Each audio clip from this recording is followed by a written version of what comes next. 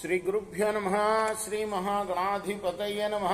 శ్రీ సరస్వతి నమః. భక్తులారా, వ్యాస మహర్షి రచించిన మహాభారత ఇతిహాసం యథాతథంగా చెప్పుకున్నాం. దానిలో భాగంగా నిన్నటి వరకు మనం ఆది సభ, అరణ్య, విరాట, ఉద్యోగ, భీష్మ, ద్రోణ, కర్ణ, శల్య, సౌప్తిక, స్త్రీ పర్వాలనే మొత్తం 11 పర్వాలు పూర్తి చేశాం. 12వదైన శాంతి పర్వం ఈ రోజున ప్రారంభం చేస్తున్నాం. ప్రారంభించే ముందు వ్యాస భగవాన్ని ప్రార్థన చేసుకున్నాం. వ్యాసాయ విష్ణు రూపాయ వ్యాస రూపాయ విష్ణవే నమో వై బ్రహ్మనిదయే వాసిష్ఠాయ నమో నమః. నారాయణం నమస్కృత్య నరం చైవ నరోత్తమం దేవీం సరస్వతిం వ్యాసం తతో జయముదీరయేత్. సమర్థ సద్గురు సాయినాథ महाराज की जय.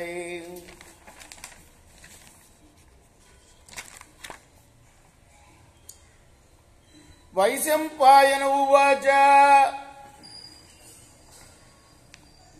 कृतोदकास्ते सुहृदाम् सतेषाम् पाण्डुनन्दना विदुरो धृतराष्ट्रस्य सर्वाश्च भरतस्त्रियः.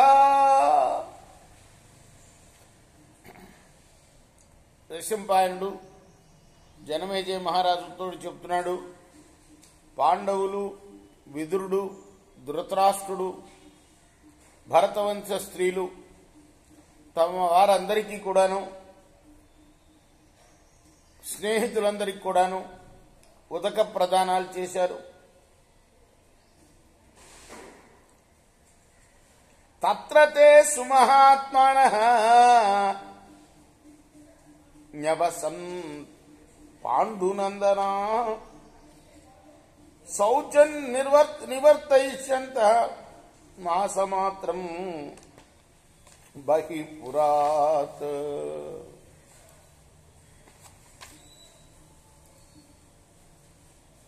మహాత్ములైన పాండవులు అలా ఒక నెల రోజుల పాటు శౌచకర్మలు చేసుకుంటూ నగరానికి వెలుపలే ఉన్నారు. అంటే ఆ నదీ తీరంలోనే ఉన్నారనమాట. కృతోదకంతు రాజానం ధర్మపుత్రం యుధిష్ఠిరం అభిజగ్గున్ మహాత్మాన సిద్ధ బ్రహ్మర్షి సత్తమా. ఆ తర్వాత ధర్మరాజు దగ్గరికి మహాత్ములైన సిద్ధులు, బ్రహ్మవర్షి వర్యులు వీళ్ళందరూ వచ్చారు. ద్వైపాయనో నారదస్య దేవరస్య మహాన్ ఋషి దేవస్థానస్య కన్వస్య తేషాం శిష్యాశ్చ సత్తమా. అందరూ దేవఋషులు. వాళ్ళల్లో దేవఋషులు ఉన్నారు, బ్రహ్మఋషులు ఉన్నారు. వ్యాసులు వారు, నారదుడు, దేవరుడు, దేవస్థానుడు, కన్వుడు, వారి శిష్యులు వీళ్ళందరూ కూడా ఉన్నారు వచ్చిన వాళ్ళలో. అన్యేచ వేద విద్వాన్ సకృత ప్రజ్ఞా ద్విజాతయ గృహస్థా స్నాతకా సంతః దదృశు పురుషోత్తమా. ఇంకా ప్రజ్ఞావంతులైన వేద విద్వాంసులు, గృహస్థులు, స్నాతకులు, సజ్జనులు ధర్మరాజుని సందర్శించారు. తే అభిగమ్య మహాత్మనః పూజితాశ్చ యథావిధిః ఆసనేషు మహర్షేషు వివిశుస్తే మహర్షయః. మహర్షులైన ఆ మహాత్ములైన మహర్షులందరూ కూడాను ధర్మరాజు చేత యథావిధిగా పూజింపబడి ఉన్నతాసనాలపై కూర్చున్నారు.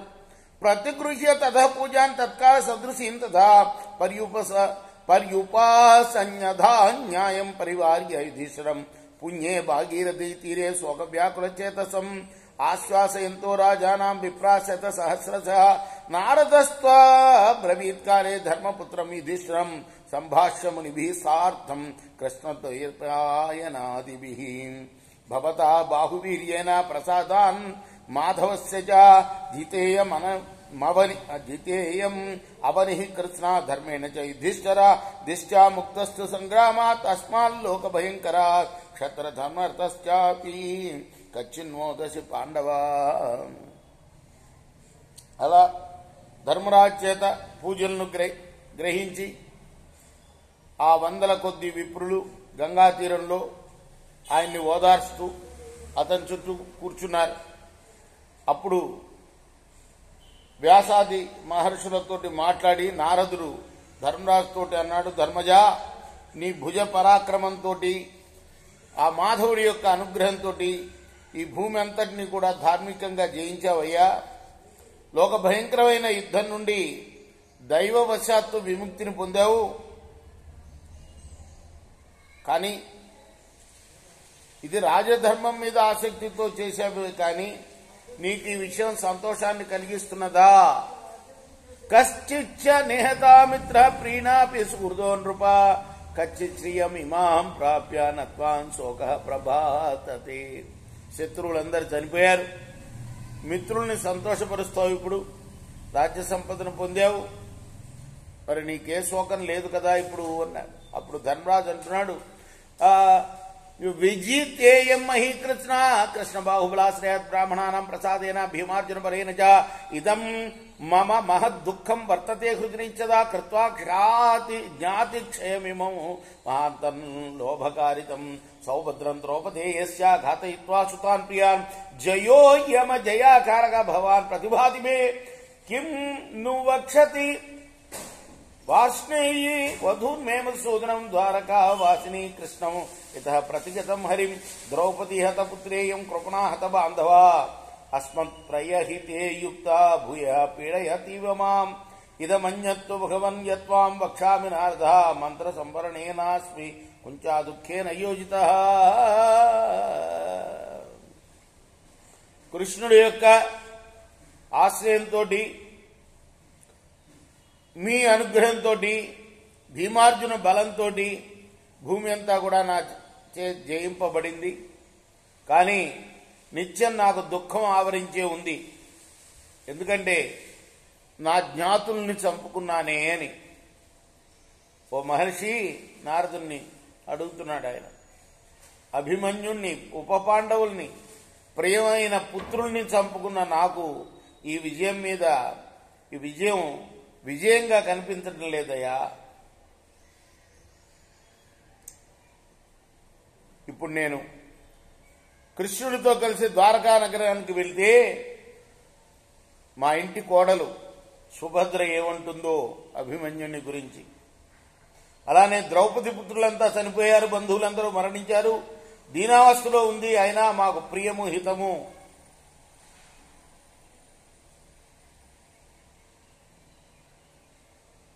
ఏముంటుందయ్యా? ఈ విషయమే నన్ను మరింతగా బాధిస్తున్నది. ఇంకో విషయం మహర్షి, కుంతీదేవి ఇప్పటిదాకా దాచిపెట్టిన విషయం నన్ను మరింత వేధిస్తున్నదయ్యా. యహ స నాగాయుత బల లోకే అప్రతిరధోరణే సింహకేల గతిర్ధీమాన్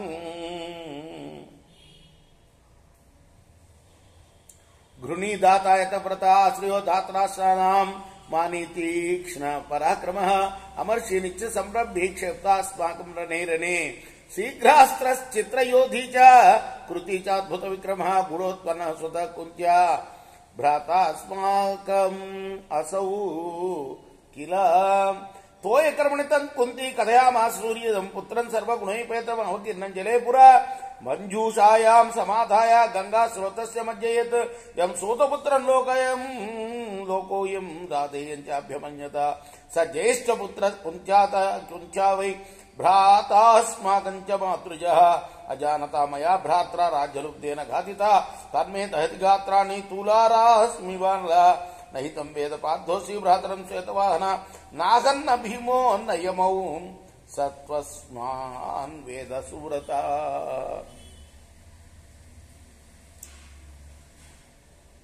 మా అమ్మ కుంతీదేవికి రహస్యంగా పుట్టినవాడట కర్ణుడు. అప్పుడు మాకు అతడు అన్న అవుతాడు కదా.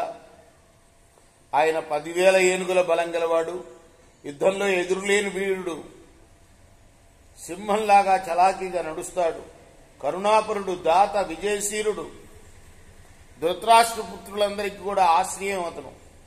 ఎంతో అభిమాని, తీవ్ర పరాక్రమం ఉన్నవాడు, వేగంగా అస్త్రాలు ప్రయోగిస్తూ చిత్రంగా యుద్ధం చేసేవాడు, అద్భుత పరాక్రమం గలవాడు. ఆయన ఉదక ప్రదానం చేసే సమయంలో మా అమ్మ అతడు తనకు సూర్యుడి వల్ల కలిగిన పుత్రుడని చెప్పింది. ఎప్పుడో నీళ్లలో వదిలేసిందట ఆమె, పెట్టెలో పెట్టి గంగానదిలో ముంచేసిందట. ఆయన్ని సూతపుత్రుడని రాధాపుత్రుడని ఈ లోకం అనుకున్నది. నిజానికి అతడు మా అమ్మకు పెద్ద కొడుకు, మాకు అన్నగారు. అది తెలియక తమ్ముడైన నేనే రాజ్యలోభంతో చంపుకున్నా. దూది పింజలను దహించే అగ్నిలాగా ఈ విషయం నా శరీరాన్ని దహిస్తున్నదయ్యా. ఈ విషయం అర్జునుడికి తెలియదు, ఇంకా భీముడికి కూడా తెలియదు, నకుల సహదేవులకు అసలు తెలియదు. కానీ కర్ణుడికి మాత్రం తెలుసు. గతాకిల పృధాతస్య సకాశమితి న శృతం అస్మాకం సమకామా వై పంచపుత్రో మమేచ్ఛదా వృధాయ నకృతః కామః తేన చాపి మహాత్మనః అపి పశ్చాదితిం మాతర్ యవోచదతి న శృతం నహి శిక్షామ్యహం చక్తుం నృపం దుర్యోధనం రణే అనార్యత్వం నృశంసత్వం కృతఘ్నత్వం చ మే భవేత్ యుధిష్ఠిరేణ సంధిమ్యే యద్ కుర్యామతే తవ భీతోరణే శ్వేతవాహాత్ ఇది మాంస్యతే జనః సోహం నిర్జిత్య సమరే విజయం సహ కేశవం సంధాహస్తే ధర్మపుత్రేణ పశ్చాదితి చ సోబ్రవీత్ తమువాచ కిల పృథా పునః పృథులవక్షసం చతుర్నానుభయం దేహి కామయుద్ధస్వఫాల్గుణం సోబ్రవీన్మాతరం ధీమాన్ వేపమానాం కృతాంజలి ప్రాప్తన్ విషహ్యాంశ్చతురః నహనిష్యామి తే స్వాన్ పంచైవ హి సుతాదేవి భవిష్యంతి తవ ధ్రువా సార్జున వా హతే కన్నా సకర్ణా వా హతేర్జున. మాకు యుద్ధం రాకుండా ఉండాలని నువ్వు నా పుత్రుడవని చెప్పడానికి మా తల్లి అతని దగ్గరికి వెళ్ళిందట. కానీ ఆ మహాత్ముడు ఆ మాత కోరిక తీర్చలే. పైగా ఇలా అన్నానని కూడా విన్నాను, యుద్ధంలో నేను దుర్యోధనుని విడవలేను, అది నా పట్ల దుర్జనత్వాన్ని క్రూరత్వాన్ని కృతజ్ఞతను కలిగిస్తుంది అన్నట్ట.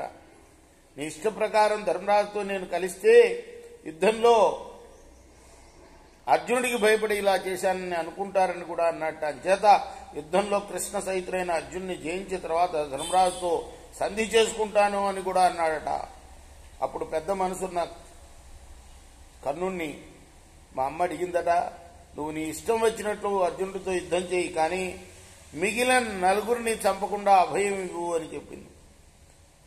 అప్పుడు ఆయన తప్పనిసరిగా అమ్మా, నీకెప్పుడైనా 5 కొడుకులే మిగులుతారు, కర్ణుడు చనిపోతే అర్జునుడితో 5, అలానే అర్జునుడే చనిపోతే నాతో 5 మిగులుతారు అన్నదట.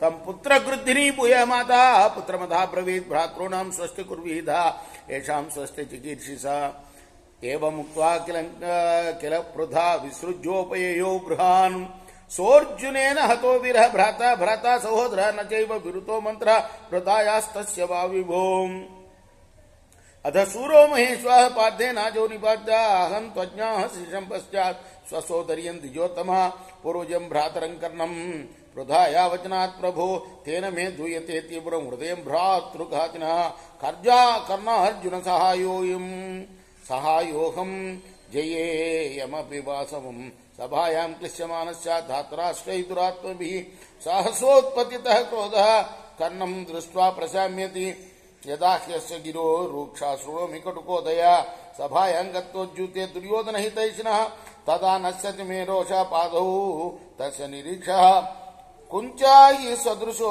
పాదో కర్ణస్యేతి మతిర్మమ సాదృశ్య హేతుమన్విచ్చన్ పృథాయాస్తస్య చైవ కారణం నాధిగచ్చామి కథంచిదపి చింతయన్.